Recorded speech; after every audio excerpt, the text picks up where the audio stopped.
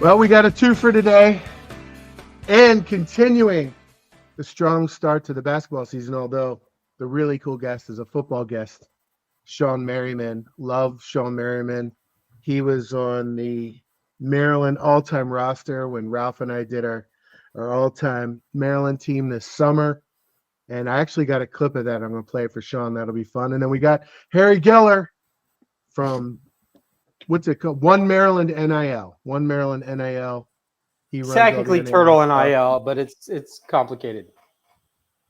Well, go ahead and explain it then, Jeff. Well, I mean, he's the director of Turtle NIL, which is the NIL collective that Maryland basketball started, like, what was that, 2 years ago by now, probably, roughly. Yeah. Which is going to be eventually merged into One Maryland Collective, which oversees the whole department's collective, basically. Okay.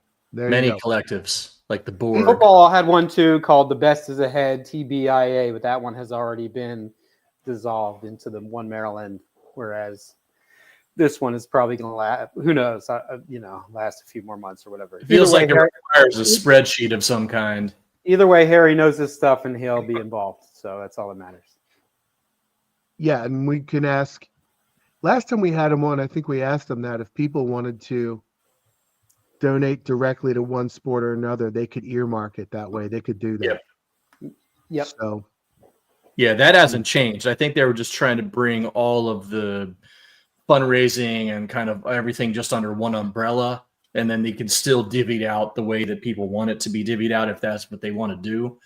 So it seems like a pretty common thing they're doing across college at this point. So, well, and those smaller programs need that, right? The field hockey and whatever else. Obviously, they're not going to have huge NIL, but they need to have something going on, so they need to be lifted up. So if you kept them all separate, those programs would just drown. So you got to kind of the rising tide raises all. Oh my God, I'm botching. Thank you. It's a rising tide raises all boats kind of situation. Unless your boat has a hole in it, like certain Maryland products, that's a whole nother thing. I told you guys that this past weekend that I was going to be going to NC State last weekend. Yeah, how was Critter Friendly? It was. There's some things I'm jealous about. They have, what is their stadium holds, like close to 60, I think, something like that. It's a little bit bigger than Maryland Stadium, and it's nice and symmetrical, isn't it? Wow. Well, it was completely sold out, and it felt like in the student section it was like 2 to 3 people to every 2 seats. The tailgate was crazy. We tailgated with my friend's daughter's in a sorority, so we tailgated with the sorority. So that was a lot of fun. Nice. Token old guys at the tailgate. Yeah, well, and we didn't see your name on Twitter. That's good. Oh, we didn't see any video of you popping up. Yeah, there are videos, but I'm at the age now where I'm just not threatening anymore. So now I'm just the fun old guy. So like, when you're 20s and 30s, it's kind of creepy. But I'm just old and fat, and it doesn't matter, right? We discussed that in the Virginia. It'd be like, look, we're old enough now. We're not even creepy. We're just they're just like wallflowers. Don't pay attention. They loved us. They loved us. We were doing what's the game? Cornhole and doing some shotguns and things like that, and it was a lot of fun. So, did they win that game? They lost. They lost to Duke. Me and the dad actually only left. We only stayed for half, and then we left because for me, I don't care, right? I was there. I experienced the tailgate was awesome. I'm jealous. Did you still get to watch Maryland, Oregon? I was able to because I was able to get it in my hotel room, and I watched it and watched the sadness of that game as well. But that game seemed so unfortunate because it just felt like they were actually the better team in the first half, and we're down 21-10, and it was just what's going on? Why every fluky, weird, bad play when Oregon's way? Yeah, the muffed fumble, Felton. If he grabs that, you have a pretty decent advantage early. The strip back fumble return, like all that. I was so frustrated, and I'm like, they could have at least made this a very tight game And they kind of almost did make it tight going into the fourth quarter. If that stuff doesn't happen, they might even have a lead in the fourth quarter. They would have been close. It was definitely a sweep all game, obviously. Like, they just looked like they did not care to be there at all. But, yeah, I mean, I thought the defense was actually really good. They held Oregon pretty well in check for being the number one team in the country with a prolific offense. It was just the 3 turnovers and those little plays, like you mentioned, Larry, that Oregon got every loose ball in basketball terms. Well, that seems to be the thing with Maryland and the really good teams the last couple times. Either they get completely waxed, or they do one of these things where they play really well against a team that clearly doesn't take them very seriously, but they still do enough things to just blow it, right? The last couple Michigan games come to mind with that, I think it was an Ohio State game at the Horseshoe where they were kind of in it for a little while and then kind of gave it away with a pick 6. And it's really frustrating. We've talked about it before. They've got to find ways to win games against teams that are better than them. Now, I don't expect that to happen 3,000 miles away against the number one team in the country, but just add it to the list, right? It's just another kick in the what, and you're staring down a couple games here where you've got to win the next 2, or you're probably toast and sitting out bowl season. So it's a bit of a bummer, but certainly not something that anybody would have not anticipated. Anyone know what's the score, the academic score you get in case they go 5-7? Do they have a high enough score where they could be potentially get that? Do you know? Probably. I would think Jeff, get on that. I would think so. It seems to be pretty good. The academic standing seems pretty good lately. I mean, I can't say I've been doing a lot of reporting on it. Yeah, I mean, it'd be backdooring your way into a bowl game, but I don't care. Yeah, if it happened, if you could do it, then do it, right? But if you go 5-7 and go to Detroit for the holidays, you got to do it.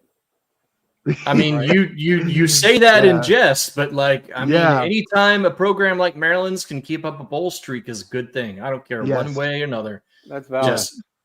Detroit, Shreveport, whatever. If they'll give them the 15 practices and something else that Locks can sell, I'm down. Well, it looks like there could be 4 Big Ten teams in the playoff, which would really help Maryland too, because then all those Big Ten bowl slots, where do they go?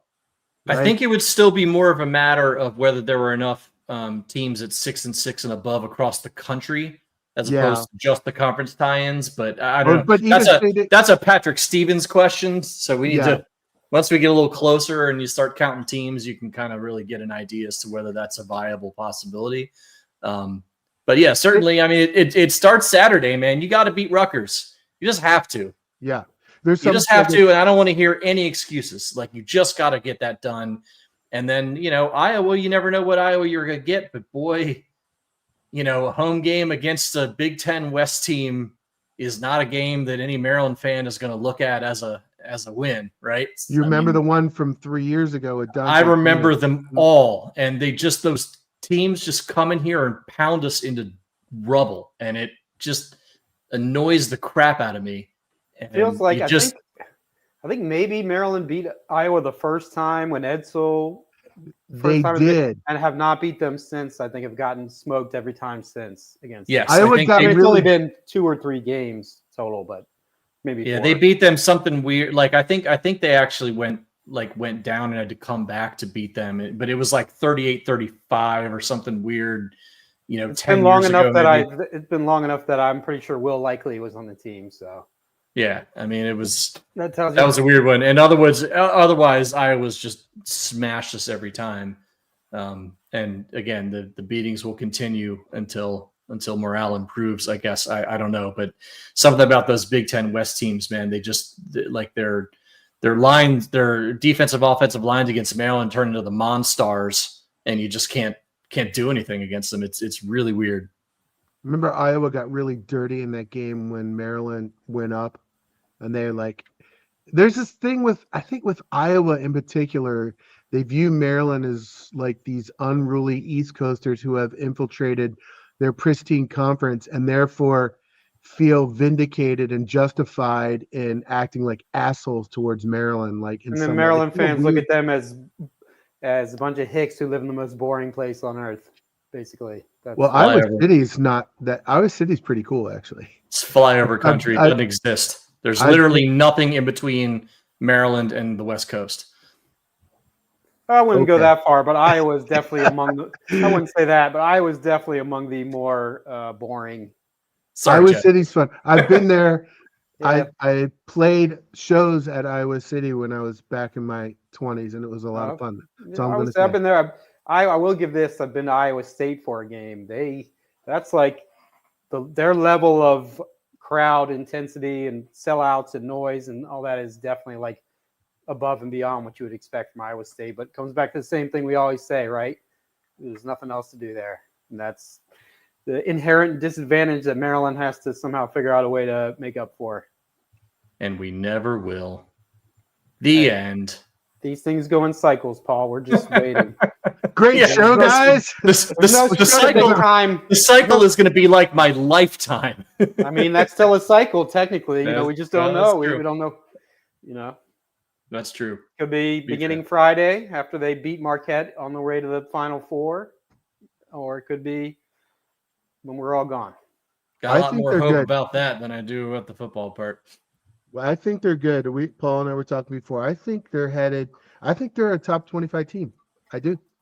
I think they got really good top 5 or 6. Yeah. And there's a few other guys, young Gapari, that need to kind of formalize their roles. I think they're actually a really good team, a top 25 team. I do. I'm with you. I don't disagree. I think the one thing like I said to Larry earlier, I think the issue is how quickly can you get this team to come together? Because I believe in the talent. I think they've got enough talent. Like, I think through 3 games, you can tell they've got 7, 8, 9 guys who can play basketball at this level.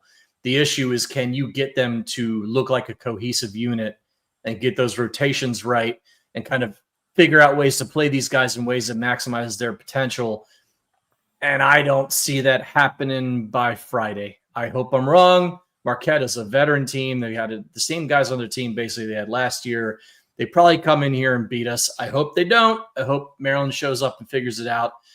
But I really feel by the time you get to the new year, this team's going to be pretty good. That's my running prediction. Yeah, Larry's assessment is right in terms of the pieces, and your assessment is right in terms of the process.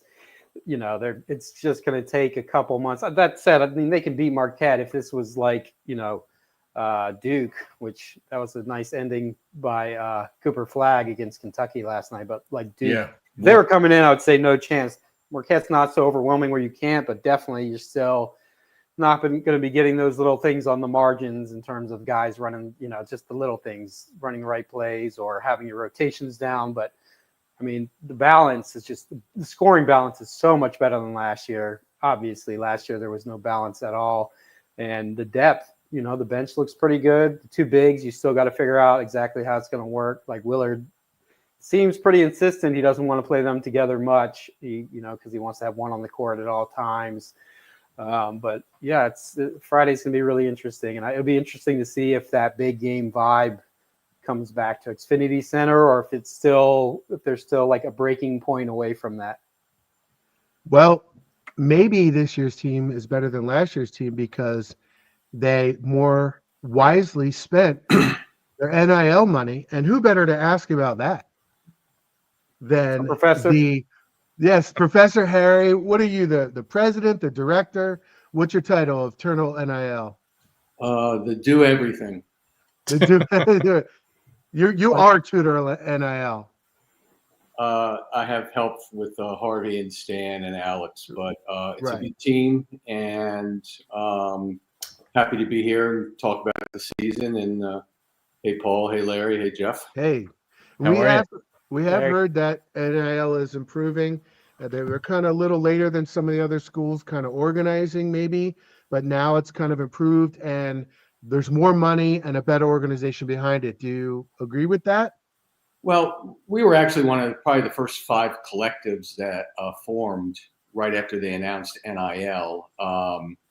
We probably weren't as progressive on fundraising as Maryland usually is.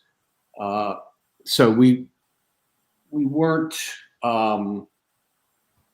We formed it quickly, but we were probably behind a little bit on the money raising and the funds available to give players, and men's basketball was way ahead of the rest of the sports. Maryland as a whole was probably a bit behind. Harry, I'm sure you've been asked this a million times, but with the House settlement and everything that's coming up with revenue sharing, how much do you think that'll even the NIL playing field, or do you think that's just basically, that's just added to the mix now and everybody's still raising the same amounts on top of that to do deals? No, I think it's going to help significantly. I mean, I believe the numbers thrown around today for a school like Maryland will be $22 million. And, we're still waiting to see how the judge apportions the original settlement, which, most people who are wired into what's going on in that court case think it's going to be apportioned mainly towards the revenue sports. So then that will be a precedent for presidents and athletic directors to do the same and not have to abide by Title IX. So that for a school like Maryland, that's going to be very helpful. For a school like Kansas or Duke, it's de minimis. It doesn't really matter. They're going to, have plenty of money and raise even more to make their basketball teams better, or Alabama and Georgia and Texas for football. So with Title IX not applicable, an AD is just going to get that 22 and basically put it wherever he wants, into whatever programs he wants? No, we're still waiting to see how the judge apportions it, and that's really going to be the watermark, as I understand it. So Harry, when I think about NIL, I think you have kind of two pots here. You've got the kind of typical fundraising with donors and people who've kind of been in those, been kind of beneficiaries for Maryland over the years. And you've got kind of the corporate element.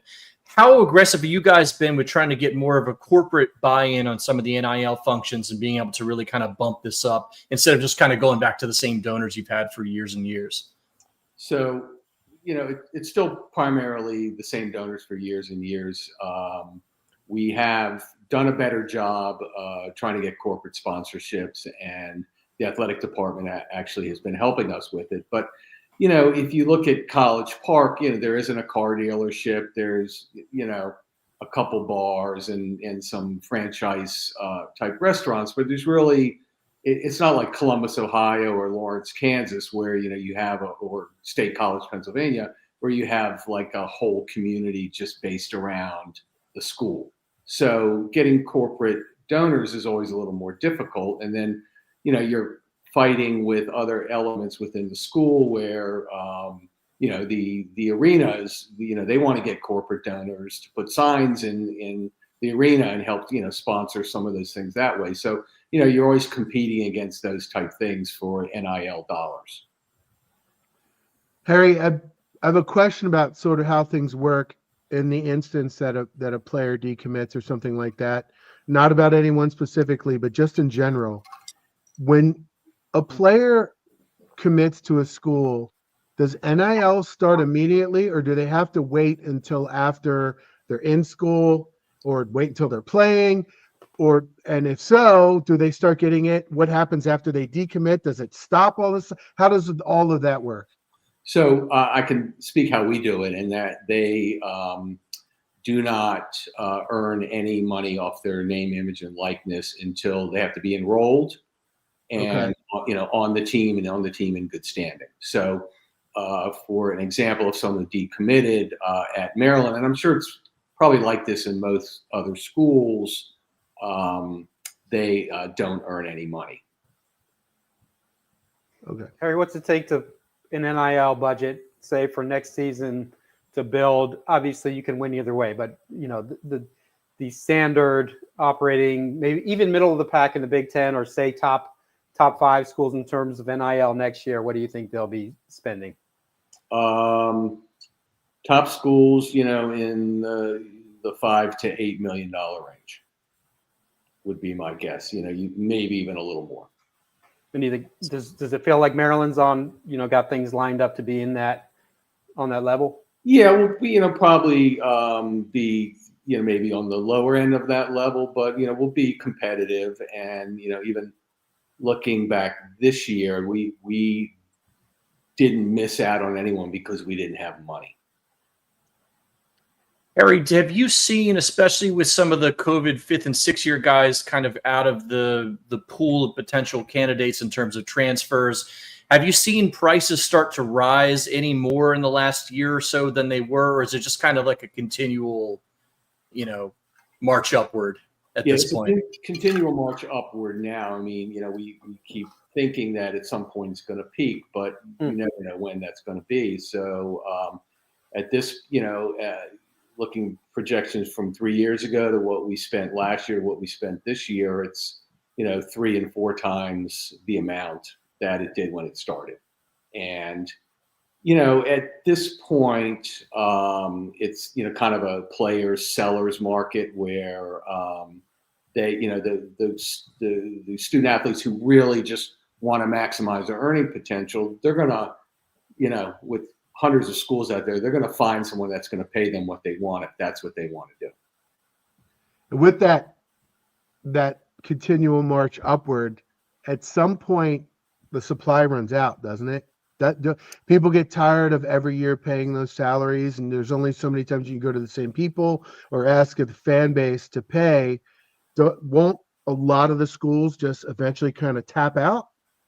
They'll tap out, or they'll, as they're sharing some of the external revenue money, they'll have more money to, set a sort of de facto salary cap, which is what I would like to see happen. Now, there's always going to be bad actors out there that are going to, be above the salary cap, but I think that would make the most sense. It'll just go back to the way it was before, where there was, Auburn's paying that linebacker under the table, right? So the table on top of what he's making. Right. Yes. Yeah, it is going to be like that. Yeah, that's very, very true, Larry. Yeah. Harry, you followed college sports for a long time. Is this going to ruin it? Like it feel somewhere between ruin and be just as good as it is now. Where do you think it's going to land? Because I see a lot of fans, getting less interested because of the roster changing every year or the money aspect or whatever it might be. What's your perspective? Yeah, I don't know, because they said free agency was going to ruin the NFL, and it's more popular than ever. And this is sort of the same respect. Now, is it from an older guy like me who as a little kid went and watched Tom McMillan and seen every team since then?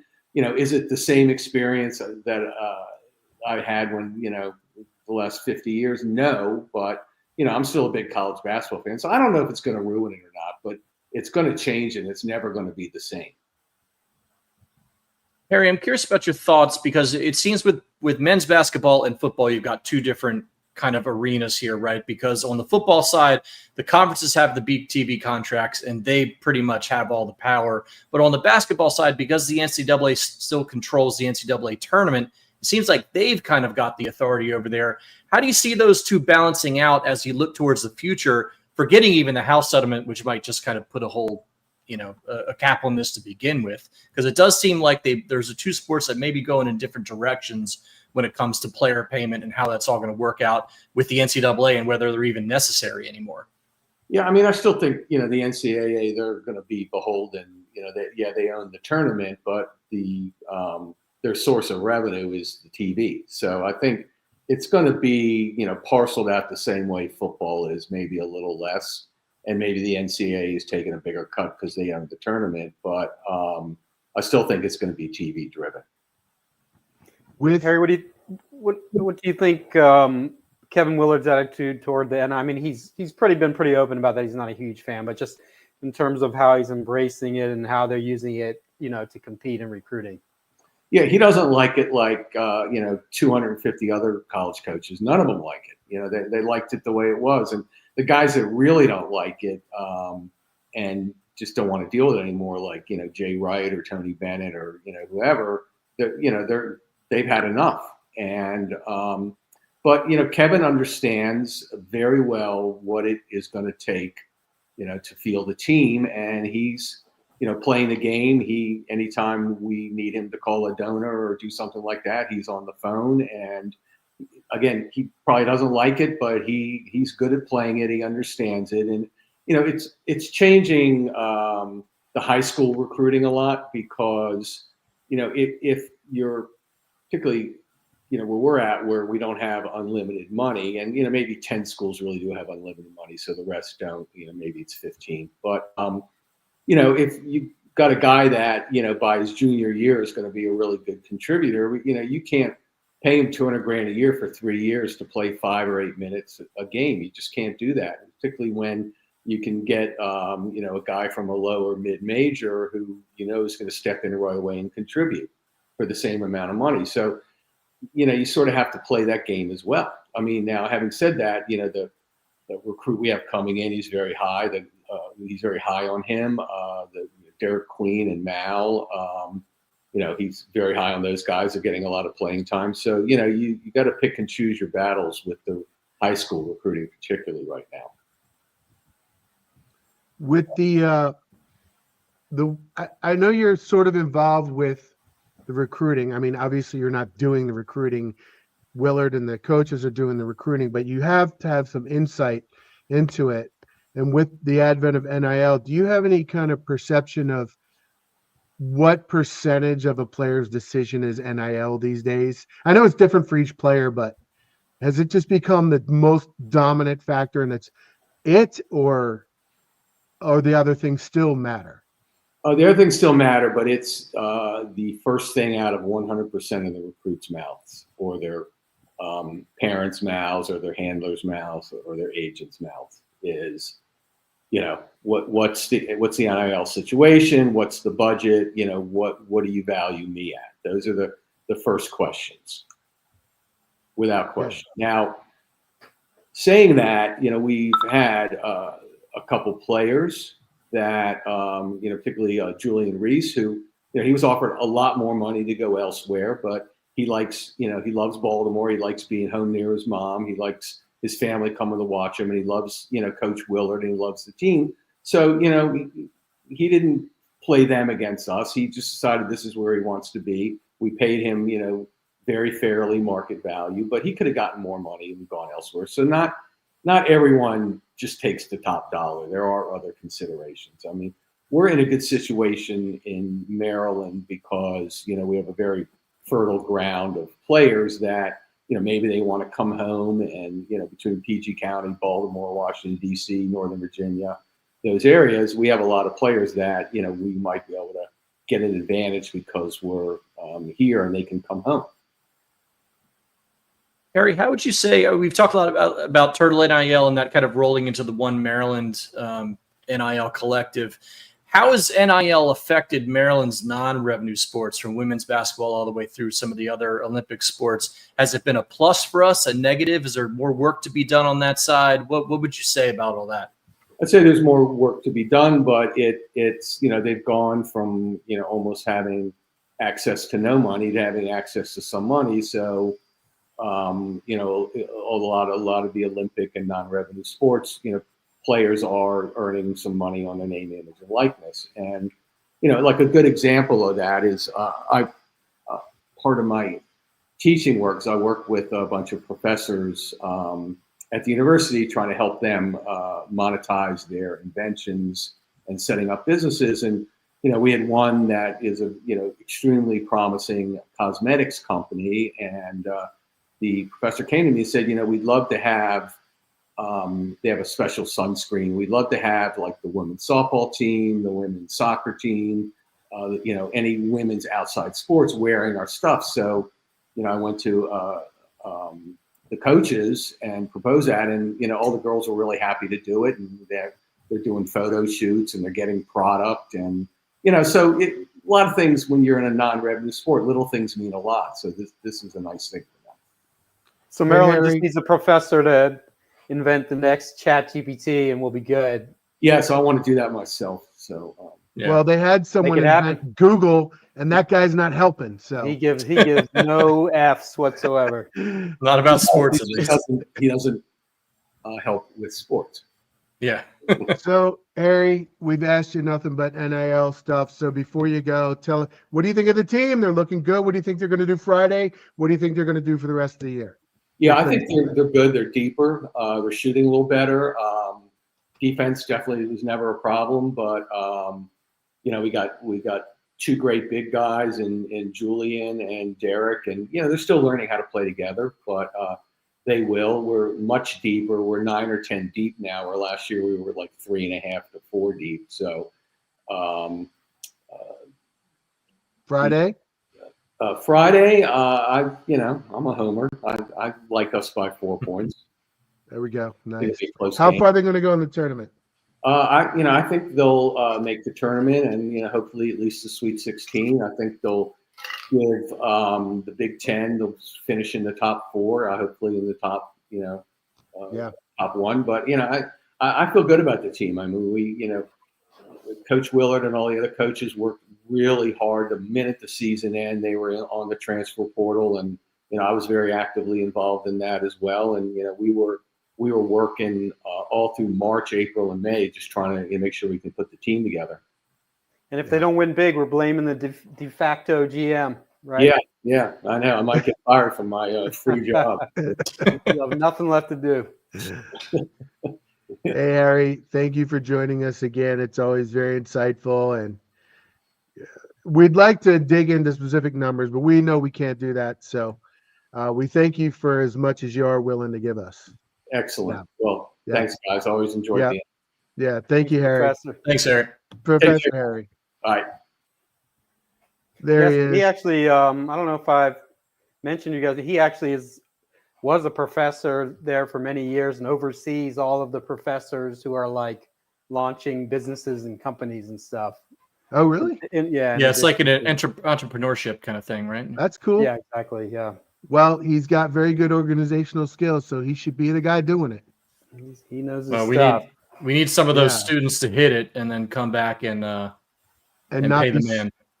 It feels like Fan Maryland's Not immune. be Maryland is scared, immune right? from that too. You know how we talk about how Maryland is immune from the random NCAA tournament run that everyone else does.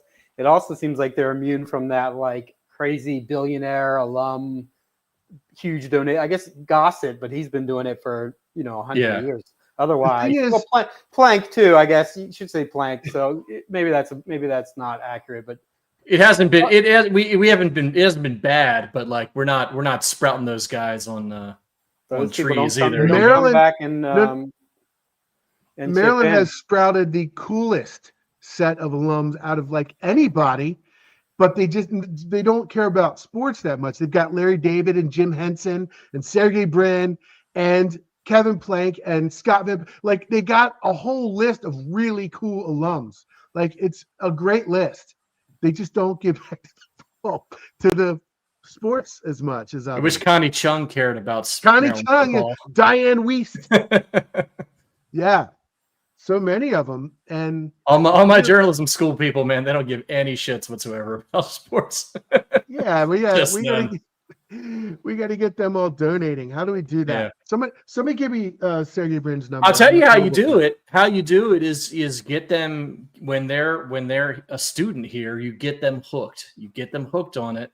And then, when they grow up, they make some money. Those are the ones that come back. I mean, I'm working on it. I'm 44. I'm running out of time, but if I do hit it, I will be the guy. I'll be calling Harry and we'll be getting it done. I tell you, I still need to figure out how I can sponsor a urinal in the Basketball Performance Center. I will give you. Harry's nodding in the background. Harry, I need you to tell me how much money it's going to take for me to have a nameplate on a urinal. So people can pee on your name? No, not a nameplate. Not a nameplate. Down in the bowl. So not a nameplate. Your face emblazoned on the thing that you piss on. He gave. I'll pay more for that. I'll pay double for that. That's the ultimate baller move right there. No, I'm fine with that. Like I just want to be honored.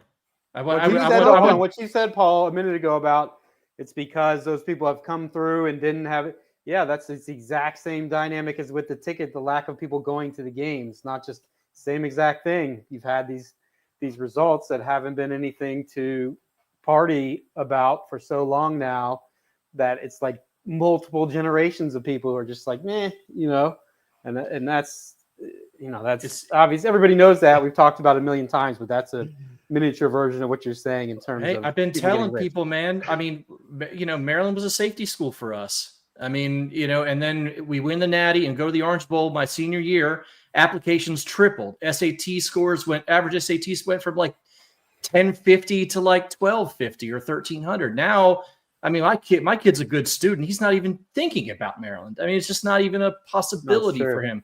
So like, sports matter, like getting the students to care about that stuff. It matters. And it really does feel like an investment that builds on itself. And when I was toiling through multiple Terrapin Club committees in the 2000s and the 2010s with very good people, the Harrys of the world, Steve Leonards of the world, like guys like that who really tried hard to kind of get in with the students and make it a thing that they care about and kind of promote that sense of giving. Even if if just $100, man, $100 when you got 10,000 people giving $100, like that adds up as much as Kevin Plank does eventually. And that's the thing we've kind of been preaching forever, but also the results kind of got to go with it. And we suffered so much in that decade kind of after Gary retired, and with football being a mess and going into the Big Ten and not really being prepared for what that was going to mean on the field. It's been tough, but I certainly, I've said this before. I really like the people in the Terrapin Club that are working on this stuff. Brian and those guys do a great job. Harry and those guys do a great job on the outside. Like, it feels like they've got a team to capitalize on this stuff if you can get it done on the field and on the court. And it's, that's the bottom line, man. We've been complimenting the students because the students the last few years have really been coming out. And that's the kind of thing you don't, like you're saying, you don't see the benefits of that for another 10 or 15 years. Right? Really, even longer than that. I mean, it could end longer than that. Right? I was, I'm 44. I was a senior when we won the Natty, right? I'm in my prime earning years. So like, and I give a pretty good amount of money, but nobody's going to mistake me for Kevin Plank, but like guys like me, there should be like 5,000 of us. And there's probably 500 of us if we're lucky, right? Maybe 50. I mean, that's right. I mean, that feels like a lot of the difference sometimes when you look at the fact that Maryland's trying to compete in this money game with these big, Southern schools where they literally live and breathe this stuff. Like, this is their lives. There's nothing else. They don't have opera tickets. They don't go see the National Symphony Orchestra. They don't go on European vacations. They pay their money to Auburn. Even when Auburn is 5-7 and hiring turds like Hugh Freeze, like that's what they do. Is they're religious, like a tithe. It's just a different. It is religion. You grow. It's just the exact same as religion. If you grow up in a religious family, then that's just what you're going to do. And in Maryland's case, State U is not a religion, unlike a lot of those places. So you're not going to do it, and you can only hope to get close to what those schools can do in terms of support. Even if you got a little closer, halfway there, you'd be in great shape. But you just have to win. No amount of marketing or anything other than winning is going to do it. So not a lot of people are. Oh, sorry. No, I was just going to say. Although I will say, I spoke with a good source last week, and it sounds like football NIL should be up considerably next year. I think you'll see Plank back in the fold with that after a little time away. So that they're still not going to be as high as basketball. Like Harry said, they should be toward the lower end of the top 5 schools in terms of NIL budget size, but they should be more. Put it this way, football had less money than basketball for NIL this year, and football has, I believe, I'm pretty sure that's accurate. It's very close, and football has 7 times as many players to pay, and is going against schools with huge budgets allocated more toward football than basketball. So I think they're going to make some strides next year, and obviously, the revenue sharing is the whole story. We don't know how that's going to go, but it's just. Well, last time Harry was on, I asked, and I thought about asking again, but we already asked him. But when people donate now, shouldn't everyone just donate to the NIL? Because the school's making triple what it made it back in the ACC days in terms of the athletic budget. They should be able to handle themselves without the donations from the people, right? Well, a lot of people feel like it's dirty. They don't want to do it. All the money if they have money. NIL.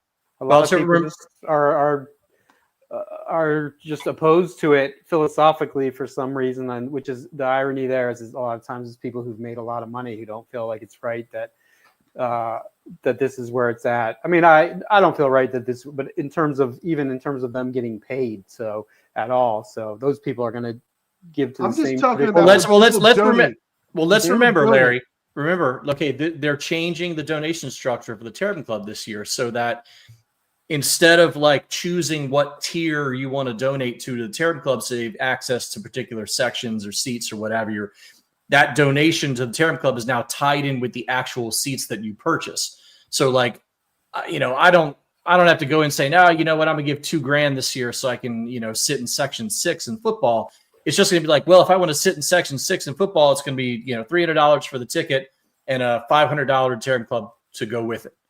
Right. So to me, that feels like a smart way of saying, okay, if I'm buying tickets, that's just going to be the price no matter what.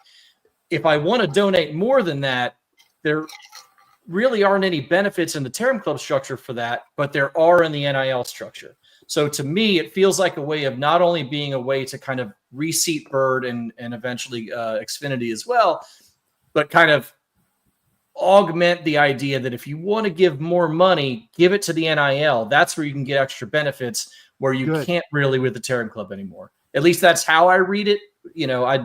I'd love to. We need to get Damon on. We've been promised plenty of times because I'd love to break down. Yeah, Larry, how's that to go? Getting that guy down 3 times now, but that's good because the athletic department makes it in the back end because more people come to games, more people buy merchandise, more people buy concessions, more people pay for parking. There's more hits on your websites. There's more eyes on your TV games, right? Like they get it in the back end, even though they might not get it up front when you pay the NIL because the teams are better.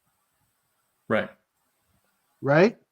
Yeah. Would you say pause? What does that mean? If people get it, they'll get it. If not, we'll move on. You'll get it when you listen back. So anyways, I don't even know where I was. Merriman should be on any second though, right? Merriman should be here in about 2 minutes. Well, we got to see if Shawne was Shawne an hour late when he came to the oh, that's right. We thought he wasn't the live show. We thought he wasn't going to come, and he's like running. Late. That's right. He's like running down the sidewalk as we're like trying to like. Yeah, we were getting ready to end the show, and here comes this massive hulk of a about person. that. And we're like, whoa, yes. I was like frantically texting his agent who was in Vegas, and he was trying to get me to like go find Shawne on campus through the tailgate wherever he was. I was like, you're like, dude, I'm on air right now. What are you literally, yeah. But Harry did say, by the way, in our private chat, not in the public one, he did say it's a good idea, Paul, that you sponsor the urinal. So give me a $, man. Tell me where to send the check. I will do it. I want the Paul A. Douglas 02 urinal. Yeah, but do you want it up on the top where people at eye level or right in the ball? People piss right on your name. I don't care. I ain't worried about that. Yeah. Whatever they want to do for me is fine with me. Just give me a number. Okay. All right. You can hear me, Harry. Give me a number. Yeah, Harry's still with us. Yeah, he's back there. But I see him laughing. He said $1,000. Maybe we got. He said $1,000. $1,000 to get. He's intentionally cutting us a shortcut. I think he's intentionally giving us a deal here so we can make it. $1,000 to get peed on for 20 or 30 years. It's a lot of money. It's like $2. I'll do it for free. Hey, or maybe we could get the whole IMS radio, like all of our names across the side. Yeah, that Shawne Merriman just joined right when we're talking about sponsoring urinals. It's a very funny thing. Here we go. All right, let's get Shawne in. Shawne, don't pay attention. We're trying to figure out ways to raise money for the football program. We had the head of the NIL program on with us just before you. We're talking about ways to raise money, and Paul suggested that people sponsor the urinals. And you came on right at that moment. That's what that was. Yeah. So just so you know, that's the backstory. So you want in on the action or what? I was about to say, do you guys want me to jump in on that conversation? Well, the problem, Shawne, is they know you're in on it. The number's going to triple. Like we can't be having that. Like I can't afford Merriman cash.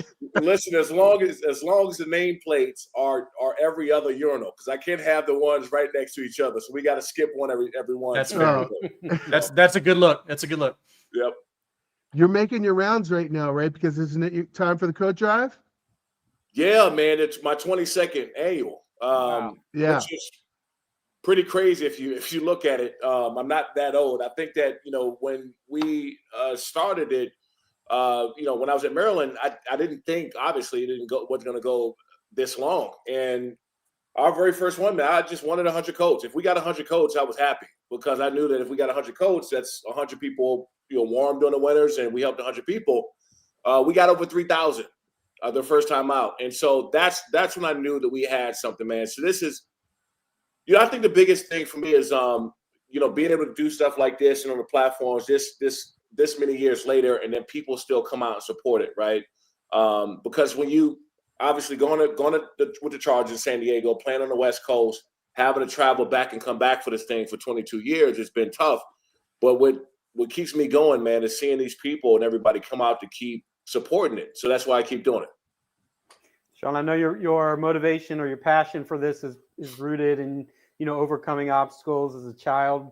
How has there been any anecdotes you can share of somebody who came to you and like, this is what this meant for our group that you gave these coats to, things like that? Yeah, no, for sure. I got one serious story and I got a funny story after that I think people appreciate as well. It was the 5th year. I was walking to the basketball stadium, and it was someone who came on campus. I was walking to the basketball. I forgot what it was called back then, but it changed the name. But we were walking over there, and somebody came up in the parking lot and kind of hugged me from behind as I was walking up the stairs. And that was me. I'm that's sorry. Bold. That's a bold move, though. That's my bad. Oh, I know your hug. It wasn't your hug. You got a different squeeze. I appreciate that. I'm almost your height, so it's different. Yeah. This is the real hug, and I turned around, and it was somebody who had a job out there on the campus that lived in the shelter there in College Park that we delivered the coach, and I delivered myself there. And they came up behind me as we were walking into the back. They were working on campus in the cafeteria or one of the kitchens in one of the halls or something like that, and said that she received the coach and she had a job now. That to me was pretty damn awesome, and it was one of those things where I had to walk away because I felt that wind kind of come into my eyes. You know how the wind gets strong, right? And Yeah. the eyes. Somebody cutting onions. Yeah. I said somehow, some way, somebody was cutting onions out here in the public, but my eyes started to kind of water up. I thought that was cool. The second story, which is pretty funny, one of the years we collected a coach, and we took him to a few shelters out in the DC area. And we had a U-Haul, the small U-Haul truck. We had the coach, and so we opened up the back, and we had about 150 coats left out of the 2,000 that we collected. So we took it out in the park, and there was a lot of homeless people out there in the park when we left the shelter. And so we opened it up, and we kind of brought the coats out there to him. And we gave the coats to one of the guys out there. He was living in that park, and he brought it back because he didn't like the color. And it was the funniest thing for me. He's like, I hate blue, and we brought it back and got a different color. But again, man, I got 1,000 stories like that over these 22 years and what it's meant to everybody who's been a part of this thing. So Shawne, Loxley was he recruiting coordinator? Did he recruit you directly here back in the day before you went to Florida? He did. Okay. I mean, Loxley was one of the main reasons why I even went to Maryland in the first place. Yeah, so you know him well, and you know how he talks a lot about, guys kind of being active in the community, and especially even around NIL. It's not just collecting a check, it's going out and doing the work, right? Have you been able to work with the current team and work with him, talk to them about this kind of stuff, seeing you and AJ out there with the canned food drive, guys that have been gone from Maryland for a long time but are still here doing the work? Yeah, we always talk about it, and it's continued to be very important to us. And when they very first started to launch their NIL program with the kind of charity component, I was very involved in that. And I still want to be more involved. I think that, and it's something that Loxley and I talk about too, there needs to be former guys to come back and do more. Because obviously Kevin Plank has done so much for the school, but he's not the only one who could come back and do more. So I have been talking to a bunch of guys to go back and do something. For one, I think this, and I said, and you guys might have heard me say this before. I think that the DMV area, talent-wise, can compete with anybody in the country, anyone, and anyone in Texas, anyone in Georgia, anyone in California, Texas, Florida, anywhere else. I believe the DMV area is so rich with talent. The problem is we don't keep them there. We don't keep these guys there. To let a Caleb Williams and all these guys get out from, and the list goes on. I mean, we can go on and on years and years back. To let some of the top talent go, it's hurt the program. And so, all of us, we have to collectively come together and fix that issue, because we really do. I believe this, not just, and I played obviously on other teams and in pros, and I've had arguments with guys all the time. And I say, look, that DMV area is so rich with talent that it can go against anyone, any state, anywhere in the country if they stayed home. Hey, Shawne, Loxley recruited you. Your head coach was Ralph Friedgen. Did you, by chance, happen to see the series I did this summer with him where we named the all-time Maryland football team?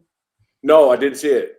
Let me play you what Coach Friedgen said about you. I want to get your reaction. Obviously, you made the teams, but here you go. It was first team All-ACC, was the number 12 pick in the NFL draft, and he's third all-time in sacks. Great player, Coach. Yeah, Shawne played the Leo linebacker for us, which in Gary Blackney's scheme was a hybrid outside linebacker, defensive end. And Shawne always wanted to play Mike. He used to come in my office and say, Coach, they're running away from me. I said, that's a good thing. I said, you can you can catch them. But I said, Shawne, you're going to be so valuable in the NFL draft, because you can be a 3-4 linebacker or a 4-3 linebacker. And I said, you can drop and you can coverage and you can rush the passer. I said, so you really, and I don't think he believed me until he got a high draft pick. And then he said, you were telling me the truth. I said, yeah. I said, you were playing a very tough position and doing a heck of a job at it. So the fact that I think he could have played inside also, that's why I said, let's not put him as a defensive end. Let's list him with the linebackers. And, just as he was able to make a 3-4 linebacker or a 4-3, now we're going to play a 3-4 with him right now. Right. Whatever it takes to get him on the field, right, Coach? When you got somebody like that. That's exactly right. But he was a very, very good football player for us. And, he had a tattoo on his arm, lights out. That's what he became famous for. Yeah. Putting people lights out. Yep. A really good football player. There you go. That was Coach Friedgen talking about it. What do you think of that? Hey, look, anything that Coach Friedgen said is good. I'm taking it. So, no, he's right, man. I used to go see him all the time because, that Leo position that I played was tough. And so people ask me all the time now, like, my early success in the NFL, like, how did I do it? Well, it was easy because I played the hardest position you can play in football, being really in a 2-point stance over a tackle or a tight end and taking on a double team sometime. And maybe I have to release and take a tight end down the field, or I might have to cover somebody out the backfield or flats. I mean, it was a vicious position. And then too, you guys are obviously familiar with Jeff Dugan, the former tight end for the Terps, played with the Vikings. Jeff was one of the best blockers probably in the history of tight ends ever. He was a hoss, man. He was such a beast. And my freshman year, he was just dumping me left and right, and I couldn't understand how to do it. And so it was a tough position I had to learn. So by the time I got to the NFL, it was like, hey, ping your ears back because we get paid for sacks here. And that's, people ask me, I said, how did you start so early? I said, I didn't have a whole lot of responsibility other than beat the guy in front of me. Because in college, and Coach Friedgen was right. I did go to him when I put in the linebackers. I said, Coach, I can't, people staying away from me. I'm getting double teamed. I had to chase everybody back from the backside to make a play. And I want to just either line up and come off the edge, or play middle linebacker where they can't run from me and I can always get to the ball. So, but he was right. It worked out because it got a lot easier in the pros. Man, I will never forget being at one of those alumni events where some poor guy was just pestering Blackney about whether the Leo was a defensive lineman or a linebacker. And he's like, it doesn't matter. It does both. And the poor guy just would not understand it. I imagine he was a high donor, so he couldn't really get yelled at, but it just stuck in my head for some reason. And the good thing is I still don't know, right? I just it was whatever that play was, whatever they asked me to do, I did it. So Very, very, very grateful, man, to play for Coach Blackney and Al Seamerson, and we had a great coaching staff there. Shawne, I've heard from several people exactly what you just said, that not many of the other former or current big-time NFL guys have really come back or really done much for Maryland in terms of NIL. What do you think that's about? Is there a lot of guys who maybe didn't have the best experience under previous coaches, and that kind of clouds how they look at it, or what do you think that's all about? Yeah, I think that's part of the issue. I think that Friedgen was tough. There's no doubt about that. He was a tough coach, and he was going to be Rajan too. You know, he Well, got. hold on. Technically, I wasn't talking about Fridge. A guy a few years later. No, I'm getting to that. And so, okay. So what happened was you got this space in between Friedgen and a couple hires that a lot of former players thought they shouldn't be there. And so we used to talk all the time and say, what are they doing? Why would you bring this guy in? And obviously my love is going to be for the university, for the school, and for the program, because I grew up 20 minutes from there. So whoever they bring in there, I'm going to support the program and the school, because that's home. But there was a couple hires in there where you're looking like, you're making these decisions and it's not good ones. They're just not good. And so what happened was, you alienated a lot of us who wanted to be a part of the program. We wanted to come back and do more. And so when you start making decisions that don't line up with the people who was a big part of that Maryland culture, you alienate a lot of guys. And so, I was basically going from Friedgen being a good coach, and a couple bad hires. And, you kind of dropped the ball for some years, which kind of made guys not come around as much. Hey, Shawne, so like you played in the NFL, and I think what will probably eventually be known as the CTE era, and everybody knows your story. Football was part of what made your life what it is. And I'm just kind of curious where you fall on all that stuff, where it comes to, youth, kids playing football, and how do you manage the health aspect with kind of helping these kids get out of bad situations and learn all those lessons that I'm sure you took with you along the way? Yeah, I got a 14-year-old son. Plays quarterback in Jersey, and he's ranked number 1 in Jersey coming out class 2029. I think they just ranked him like 13th or 14th in the country. Future Terp, of course, right? He's going to be a Terp, right? Oh, don't shake your head like that. No, my NIL started a long time ago, so I don't have to do anything there. But so it was a conversation I had with him a long time ago, and I said, listen, there's some rigors of this game. There's some bad, some dark spots of it. And I said, I told him, I said, you don't have to do this, by the way. You don't have to play football. I won't be mad if you didn't. You don't have to live up to anything I've done. I'm completely fine for whatever you want to do. And this was at 8 or 9, I believe. He looked at me and got mad. He was offended that I even offered for him. But I said, yeah, that DNA is strong in this one, because that's pretty much what I would have done. But I do think CTE is real. There's no doubt about it. The science and information has come out on it. And I think the NFL and everybody's made the game safer, right, with the helmet stuff. I mean, back when I played, you had a Hines Ward that can crackback block you and break your jaw, right, and do all these things. Or the power sets and fullback formations where you got Lorenzo Neal just steamrolling downhill fast as possible. And you got to get under him to blow him up. Basically, it's an explosion in the backfield. You see guys like that. The kickoff, you're going down hitting that wedge. So I think the NFL has done a great job at making it. It's still football, but I think they've done a great job of protecting guys. I also feel this, and a lot of the scientists and CTE people out here. I think there's a combination too. I think that there's some underlying other stuff. Guys got problems going on, and plus that, right, that really accelerates or make it a lot worse than what it is. So that part is not talked about enough, but I think that is also a issue as well. Well, that's the serious part, but I have to follow that up with being a defensive end and having a son who's a quarterback. How many times do you want to throw your TV when you see a 15-yarder thrown for somebody just like literally breathing on a quarterback in the NFL? You know what? I'm numb to it now. I'm sorry. Being there was times that I did. I got pretty pissed off, because I think the reason why most of us played, I'm gonna say not all, but most of us played, is because it's such a passionate game, man. Like to be able to go out there and compete and these competitions, one-on-one battles, and then you finally beat that person, and that passion, that energy, that emotion come out.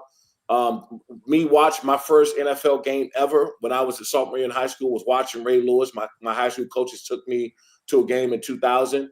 And Ray, the way he approached the game, his energy, his passion, the way he ran through guys, I was like, man, this is what I want to do for a living. This is it. And Deion Sanders just going out and scoring and dancing, and guys with big hits, and I love the violence of the game. That's what made me want to play.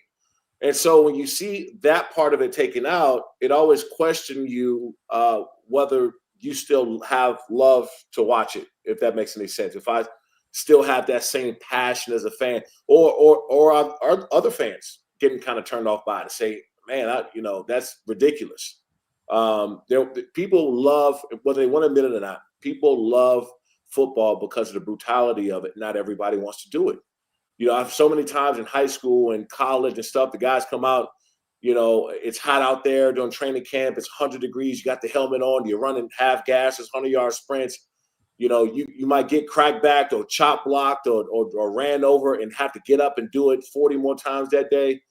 It's not for everybody. We used to have track guys come out in high school to go out and try for the team and take one hit, and you see them back on the track next week. They never touch the football field again.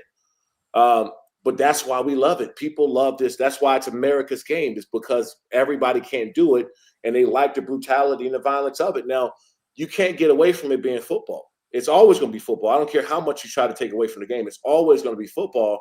But I do think they've done enough to make sure that the knowledge and information is out there about this helmet-to-helmet contact. Shawne, I have one more question I just thought of. How much of your career success do you attribute to me picking you for the PG Journal All-County team like 25 years ago? That's where things just took off, right? Dude, listen. So a lot, but let me tell you this: they had me. I believe they had me on there ranked like this. Was it? So it was one year. It was me, Reggie Holmes. It was a linebacker from Roosevelt. Am I? I got it right. That's it. Yep. And it was somebody else I'm missing. One more other person. Oh man. The Derek Harvey The or somebody. linebacker was Deron Thomas. Deron Thomas. Yeah. Deron Thomas. He's like my little brother. I think he's coaching at Largo now. Or was anyway. So so I remember I had this battle, man. I wanted to be number one. I wanted to be number one and everything. And I'll tell you a funny story about that. When that came out, I was like, hey, as long as I'm ranked number one. And I used to take this stuff serious, man, because I was so competitive in what I did. And that, remember the newspaper had us four in it, and we were kind of looking down at the camera. So all of us had our helmets off, and us four was in the circle. Am I right? Yep.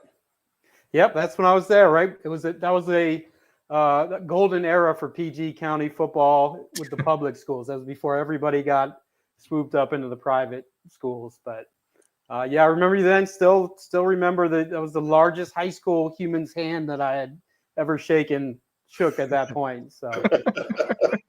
And the funny thing is, everybody thought the coaches held me back a couple of years, not knowing that I was one of the youngest on the field. So.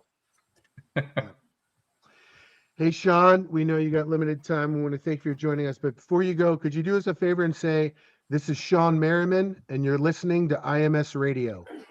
This is Shawne Merriman, and you're listening to IMS Radio. Hey, Shawne, thank you so much. And we would love it if you come back to the program, all that stuff. The coat drive. What info should we share? The coat drive this Saturday at the Rutgers, Maryland game. I'll be there 90 minutes before kickoff. I'll be bouncing around to the 3 different collection points at the stadium. Where are they? Yeah, if you guys got any coats, hats, scarves, gloves, anything you can bring, you're going to help out a lot of people. Want to keep this thing going.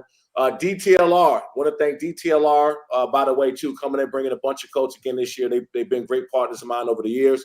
And Little Blue Ribbon, I believe it is. Let me get this right. Little Blue Menu by Chick-fil-A is also giving gift cards for everybody to drop off a coat. So you can get a gift card there as well from them. So I appreciate those guys for coming on and being a part of this again.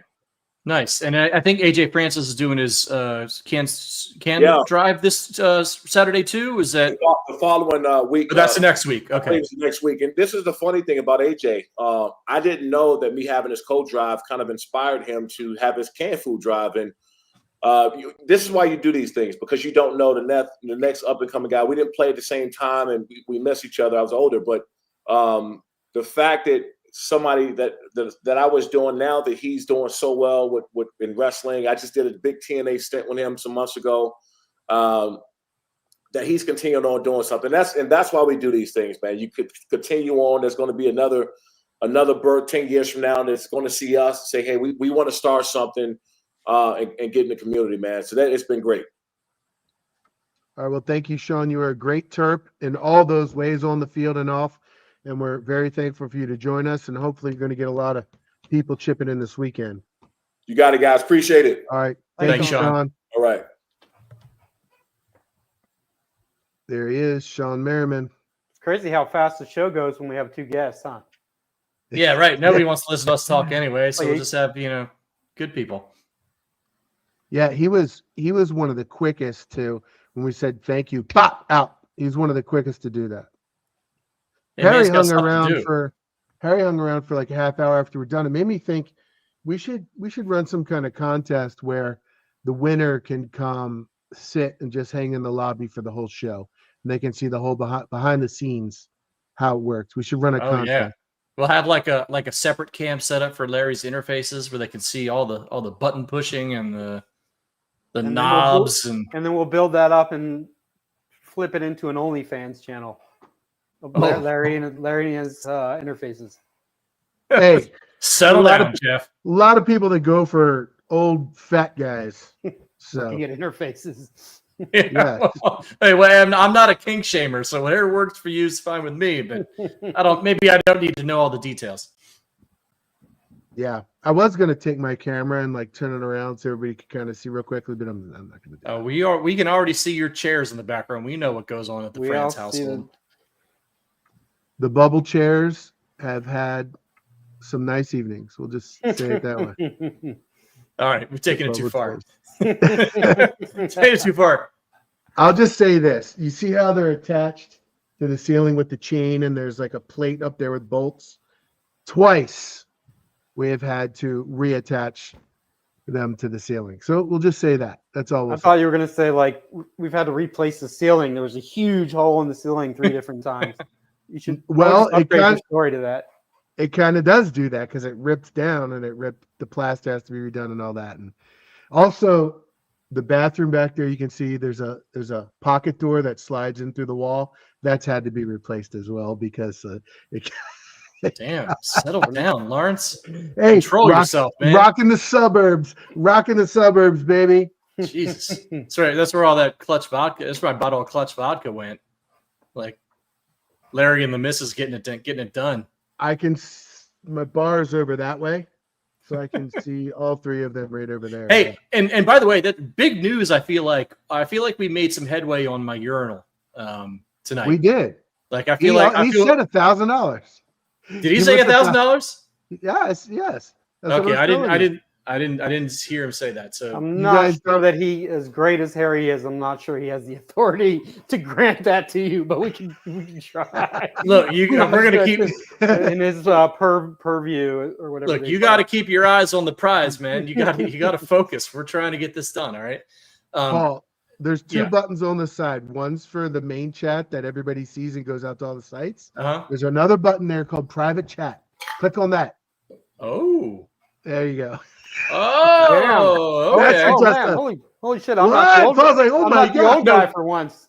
I'm Wait not a the minute. He boomer. said his first one said 100. I'm in on 100. No. I'm not sure about 1,000. No, he did. That was for something else. Okay. He said that when I said that the students have done a good job, we're not going to see the benefits from that for 10 to 15 years, and he wrote 100. Like, Okay. Fair enough. like, yes, that's what Okay. that meant. That wasn't in regard to your. See, it's like 6 minutes earlier. Whatever. Anywho. Man can dream. Hey, we do need to. Jeff wants to leave, but we can't leave. Speaking of NIL, not without talking about the basketball decommitment, Jeff. If you want to get into that a little bit. Marcus Jackson, the 6'9" forward / center, originally from Baltimore, had bounced around quite a bit. Committed to Maryland 2 months ago.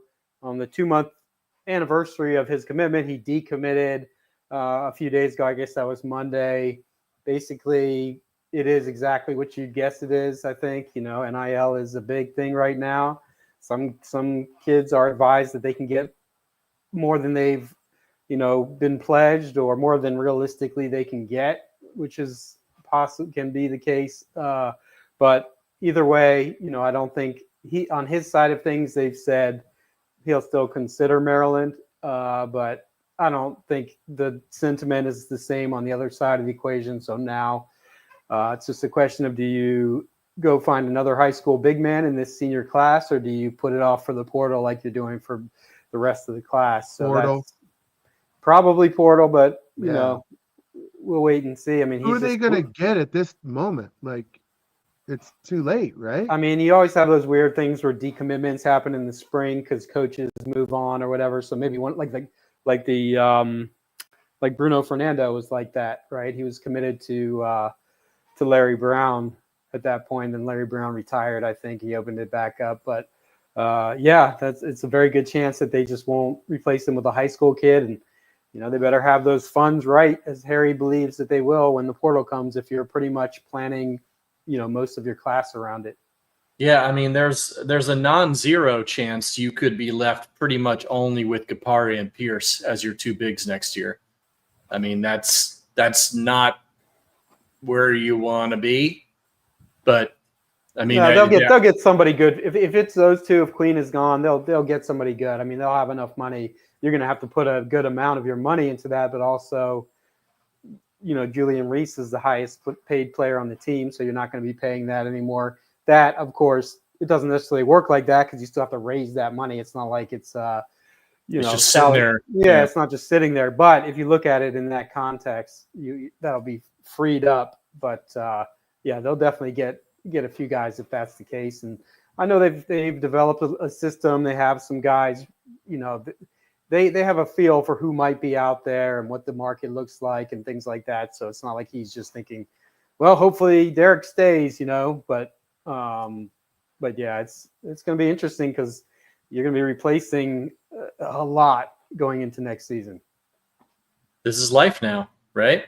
I mean, if you're not gonna have high school guys that you can count to stick around, you're gonna be digging in the portal every year for guys of consequence, and I would imagine it's gonna be a whole lot harder to find capable bigs than capable guards.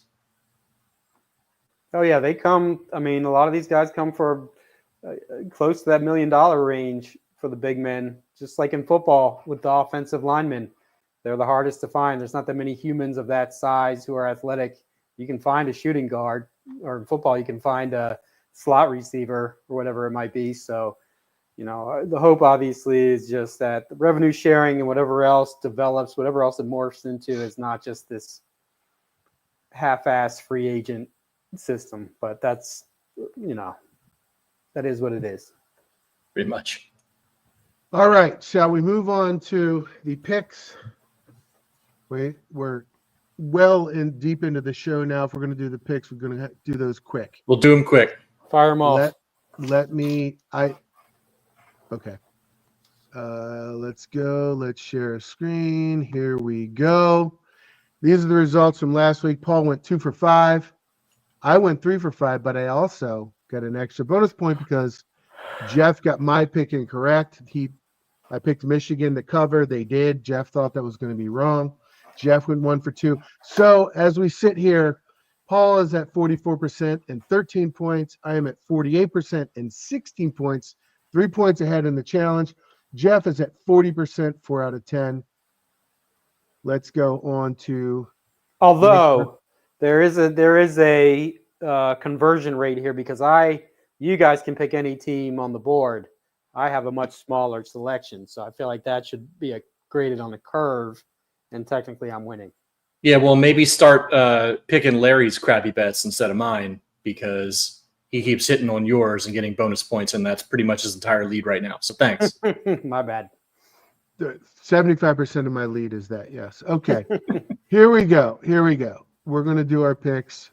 Paul. Well, first we're going to do We got to do Maryland Maryland's first, right? playing, so we're going to do Maryland and Rutgers, and I don't even know what the spread is. Sorry about that. What is the spread? It's like a There it few is. points. I don't remember exactly. Maryland 5.5.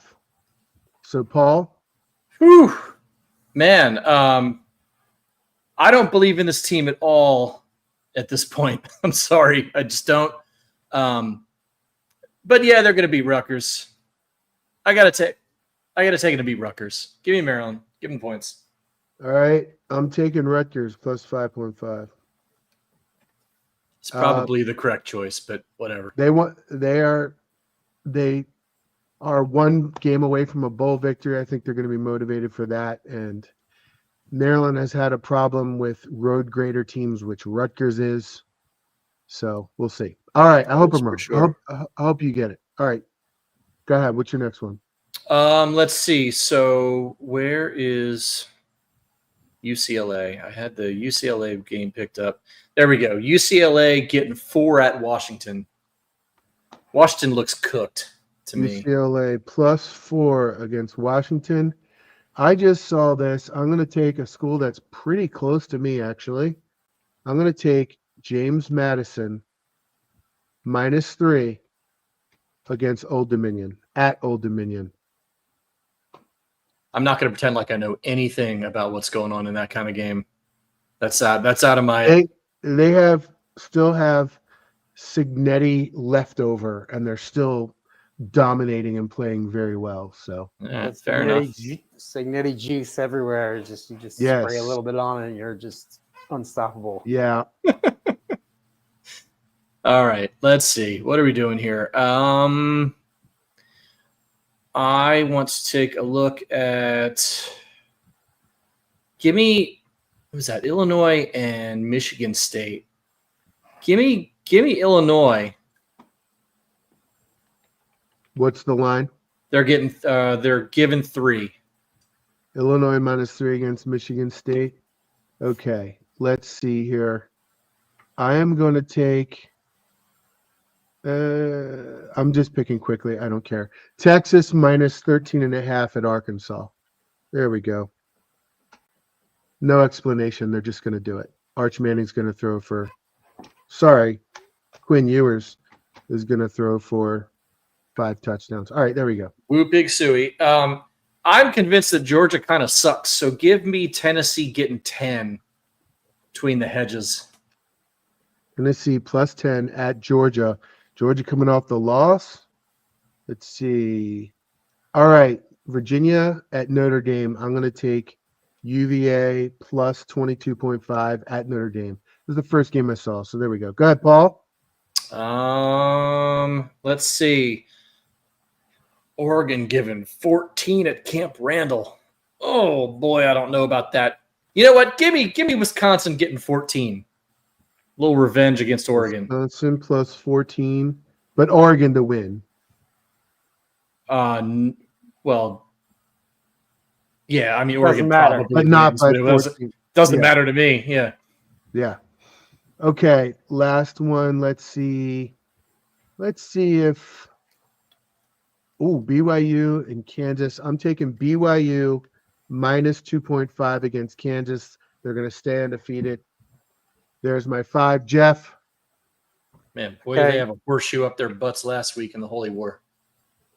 So I'm going to go against Paul on Tennessee just for the reason that looks like the ultimate sucker bet. Everybody on earth probably saying, oh, Georgia's down this year, and Tennessee, they might not beat them, but the 10 is a lot of points. You know, there's a lot of ways to stay within 10, so I'll go with that just for that reason. Larry, I'm going to go against you on Rutgers. I picked Maryland last week, thought they'd cover, and they did. I think this week, this is like the definition of a backs against the wall kind of game against a team that's maybe good, but not really that good, and, you know, you should win, and they should be dialed in. I think Maryland wins by a touchdown. Well, I hope you're right, and I hope, Paul, you catch up against me because of that game. I hope it happens. Yeah, that'd be all right. So there you go. That'd be a double There win you for go. me. Here's the scores again, just so you guys can see. All right, we're going to stop that. We don't have a show-ending segment this week, so what I'll just do is ask all three of us are going to give our score predictions for Friday night and Saturday. Jeff, you want to go first?